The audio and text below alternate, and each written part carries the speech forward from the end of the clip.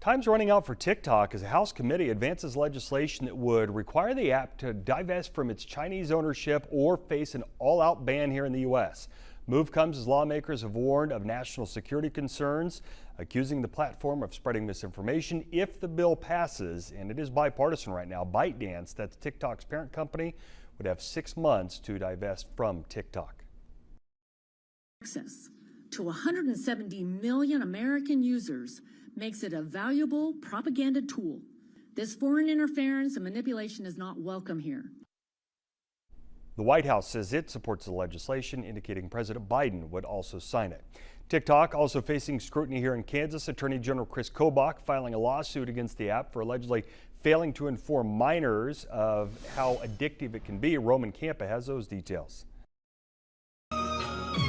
Yes, I do have TikTok. As far as how much I use it, I guess, probably about 4 times a week.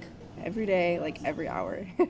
Sometimes I'll find myself scrolling through like a lot of food videos or makeup.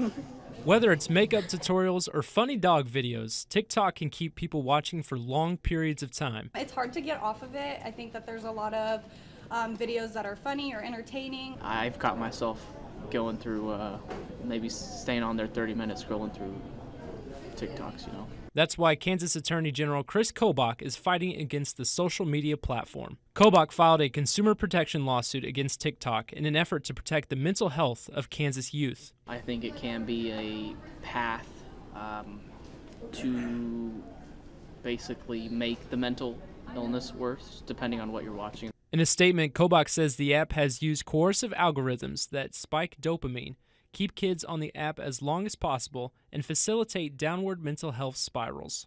Kobach goes on to say the app has promoted filth, profanity, sexual content, and alcohol and drugs to Kansas kids. The Kansas suit alleges TikTok misled parents by marketing the company in app stores as appropriate for youth as young as 12.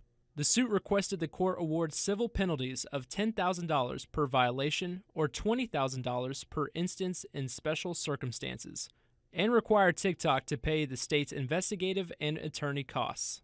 Roman Campa, 12 News.